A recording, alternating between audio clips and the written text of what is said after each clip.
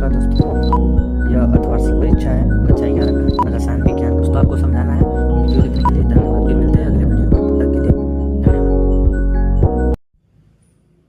नमस्कार दोस्तों, यह अर्धवार्षिक परीक्षा है कक्षा 11 का रसायन विज्ञान का पेपर है ये। इसमें खंड अ बहुविकल्पी प्रश्न दिया है। देखिए, खंड अ बहुविकल्पी प्रश्न दिया है और पहले में दिया है कि जल विद्युत अपघटन से बनी ऑक्सीजन और हाइड्रोजन का भारात्मक अनुपात होगा। ऑप्शन में दिया है कि 2:1, 8:1, 16:1 और 1:4। तो इसका आंसर क्या हो जाएगा?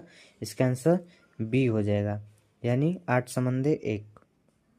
और दूसरा दिया है दोस्तों कि निम्नलिखित में से किस में अणुओं की संख्या अधिकतम है। अ में दिया है 44 ग्राम CO2 में, ब दिया है 48 ग्राम O3 में, स दिया है 8 ग्राम H2 में और डी दिया है यानी कि चौथा दिया है 64 ग्राम SO2 में। तो इसका आंसर क्या हो जाएगा? 8 ग्राम H2 में। इसका आंसर सी हो जाएगा। तीसरा दिया है दोस्तों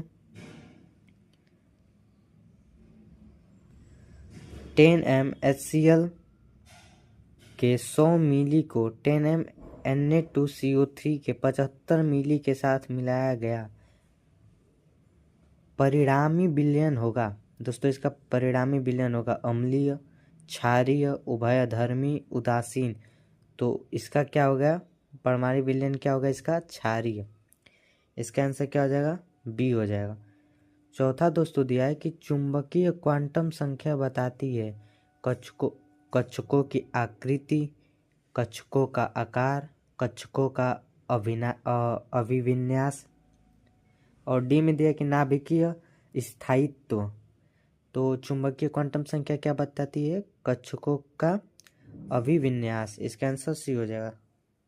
दोस्तों वीडियो को लाइक और चैनल को सब्सक्राइब कर दीजिएगा।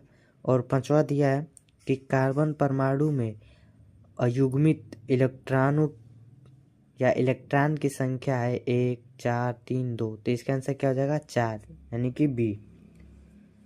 और छठवा दिया दोस्त कि परमाणु नाभिक की त्रिज्या की कोटि है 10⁻⁻12 सेंटीमीटर, 10⁻⁻8 सेंटीमीटर।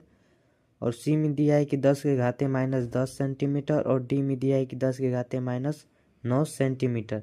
तो इसका आंसर क्या हो जाएगा? इसका आंसर अ हो जाएगा, 10⁻⁻12 सेंटीमीटर। और साथ में दिया है दोस्तों कि निम्न में से किसकी त्रिज्या न्यूनतम है? निम्न में से किसकी त्रिज्या न्यूनतम है? O2 minus Na plus Mg plus 2 या Mg2 प्लस, फिर डी में दे के F माइनस। तो इसका आंसर क्या आ जाएगा? Mg2 plus. 8 में दोस्तों दिया है कि प्रथम आयनन ऊर्जा न्यूनतम है आयोडीन की, सोडियम की। और आगे देखते हैं। और आगे दिया है सी में सीजियम की और दिया है क्या? सल्फर की। तो इसका आंसर क्या हो जाएगा? सी, यानी कि सीजियम की। और नौवा दोस्तों दिया है कि हैलोजन की इलेक्ट्रॉन बंधुता का सही क्रम है FClBrI, FClBrI, FClBrI, FClBrI। तो इसका आंसर क्या हो जाएगा? सी हो जाएगा। और दोस्तों 10वां दिया है कि 1.8 ग्राम जल में इलेक्ट्रॉनों की संख्या कितनी है होगी? 6.022 इंटू 10⁻⁻23।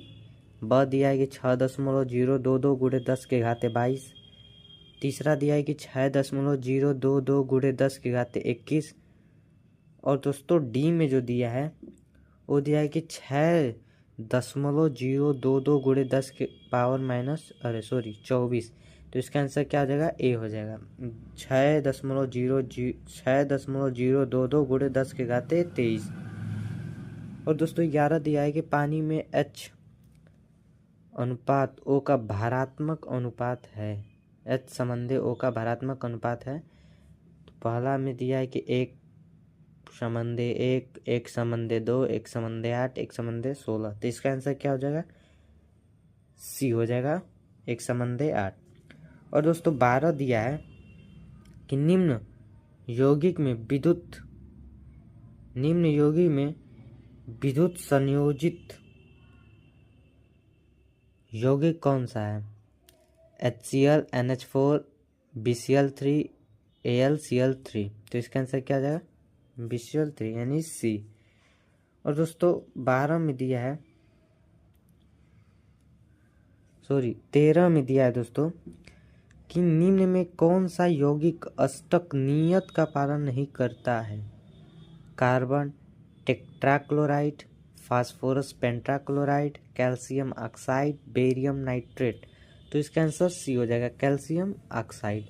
और दोस्तों 14 नंबर दिया है कि H2S गैस है जबकि H2O द्रव है, इसका कारण है H2O की ध्रुवता, H2S का अणुभार, H2O में हाइड्रोजन बंध, और डी में दिया कि S के परमाणु आकार का बड़ा होना। तो इसका आंसर क्या हो जाएगा? H2O में हाइड्रोजन बंध। और दोस्तों 15 दिया है कि अधिक क्वथनांक वाले यौगिकों में होता है विद्युत संयोजी बंध, सह संयोजी बंध, हाइड्रोजन बंध, इनमें से कोई नहीं। तो इसमें क्या होता है दोस्तों? विद्युत संयोजी बंध होता है। इसका आंसर ए हो जाएगा। और दोस्तों 16 दिया है कि अभिक्रिया CO2 ग्राम में दोस्तों दिया है +H2, फिर एरो बना के CO ग्राम +H2O, फिर delta H is equal to 2.8 kilo joule में डेल्टा H प्रदर्शित करता है अभिक्रिया उष्मा, दहन उष्मा, संभवन उष्मा, उदासीनीकरण उष्मा। तो इसका आंसर क्या आ जाएगा? ए, अभिक्रिया उष्मा। और दोस्तों 17 दिया है कि हाइड्रोजन गैस की 25 डिग्री सेंटीग्रेड पर दहन उष्मा -68.4 किलो कैलोरी है।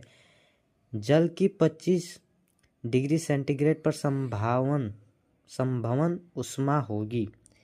ऑप्शन में दिया है दोस्तों, अ में दिया -34.2 किलो कैलोरी, ब में दोस्तों दिया कि -68.4 किलो कैलोरी, स में दिया -136.8 किलो कैलोरी, डी में दिया है +68.4 किलो कैलोरी। तो इसका आंसर क्या हो जाएगा दोस्तों? बी हो जाएगा, यानी कि -68.4 किलो कैलोरी। 18 में दिया है दोस्तों, जब बर्फ पिघलती है तो इसकी एंट्रोपी घटती है, बढ़ती है, स्थिर रहती है, शून्य हो जाती है। तो क्या होती है दोस्तों? बढ़ती है। इसका आंसर बी हो जाएगा। और दोस्तों 19 में क्वेश्चन दिया है कि अभिक्रिया Fe2SO4 का थ्राइज FeSO4 में Fe2SO4 का थ्राइज का तुल्यांकी भार है। इसको दोस्तों आगे देखते हैं। ऑप्शन में दिया है दोस्तों, अ में m/2, m/3, m/6। तो इसका आंसर ए हो जाएगा m। और 20वां दिया है दोस्तों कि धन विद्युत लक्षण घटाने का सही क्रम है LiCOBO यानी कि ऑक्सीजन कार्बन, BLi यानी लिथियम, CLiBO, LiBCO। तो इसका आंसर डी हो जाएगा। और दोस्तों अगला दिया है खंड ब में कि वर्णनात्मक प्रश्न, केवल 7 प्रश्नों का उत्तर दीजिए। दोस्तों इसको जरूर पढ़ लिया कीजिए, क्योंकि यहाँ पे आपको पहले से बता दिया गया रहता है कि आपको कितने प्रश्न को हल करने हैं, कितने को नहीं करने हैं। बहुत सारे बच्चे होते हैं जो इस पे ध्यान नहीं देते हैं और डायरेक्ट क्वेश्चन हल करने लगते हैं, जिससे उनका जो सही भी किए होंगे, मान लीजिए किसी बच्चे को सारा क्वेश्चन आ रहा है, वो सारा कर देगा तो उसका तो फिर नंबर नहीं मिलेगा, क्योंकि करने साथ ही हैं।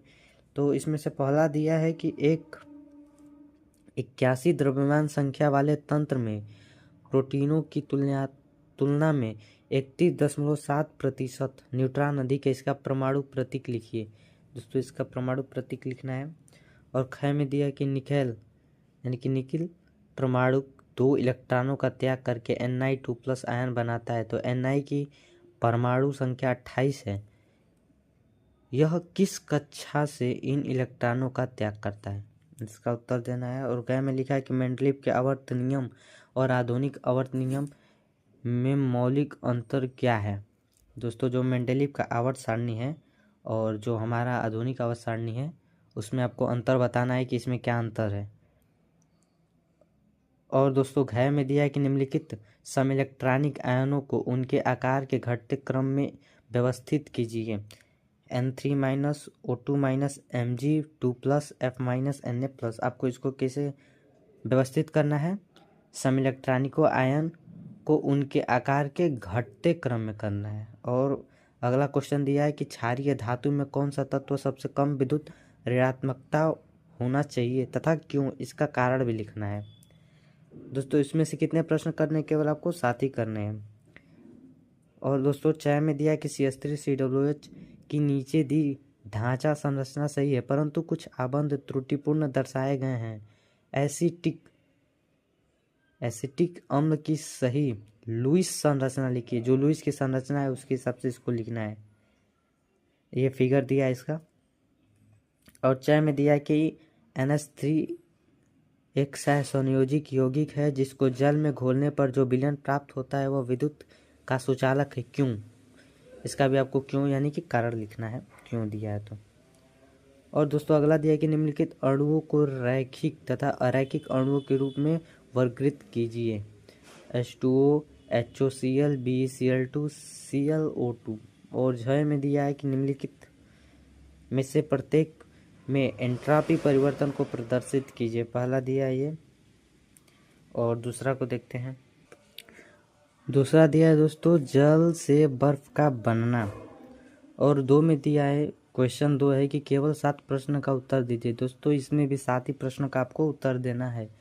पहला दिया है कि यदि हाइड्रोजन गैस के 10 आयतन डाई ऑक्सीजन गैस के 5 आयतनों के साथ अभिक्रिया करे तो जलवाष्प में कितने आयन प्राप्त होंगे, ये लिखा है। और ख में दिया है कि रदरफोर्ड के प्रयोग में सोने, प्लेटिनम आदि भारी परमाणुओं की पतली पन्नी पर अल्फा कणों द्वारा बमबारी की जाती है। यदि एल्युमिनियम आदि जैसे हल्के परमाणु की पतली पन्नी ली जाए तो उपरोक्त परमाणु में क्या अंतर होगा।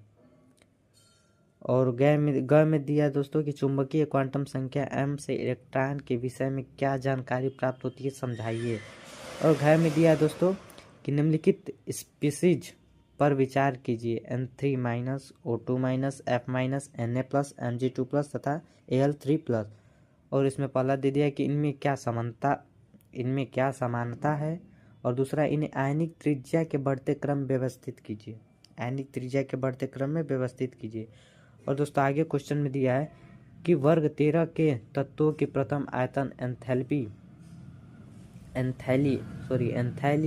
के मान kJ मोल यानी कि जूल प्रति मोल है, किलो जूल प्रति मोल है, में इस प्रकार है। B 801, Al 577 यानी 577, G 579, इंडियन 558, टाइटेनियम 589। और आगे लिखा है कि सामान्य से इस विचलन की प्रवृत्ति की व्याख्या आप किस प्रकार करेंगे। और 6 में दिया दोस्तों कि क्लोरीन की इलेक्ट्रॉन लब्धि एंथैल्पी क्लोरीन की अपेक्षा कम ऋणात्मकता होती है या ऋणात्मक होती है, कारण स्पष्ट कीजिए। इसका आपको कारण स्पष्ट करना है। और अगला दिया कि निम्नलिखित अभिक्रिया में Al परमाणु की संकरण अवस्था में परिवर्तन यदि हो तो, यानी जो इसमें परिवर्तन हो रहा है उसको समझाइए।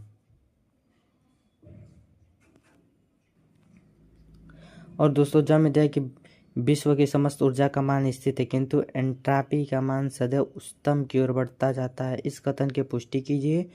और अगला दिया है कि विद्युत संयोजी बंध तथा सहसंयोजी बंध में क्या अंतर है, उदाहरण सहित समझाइए।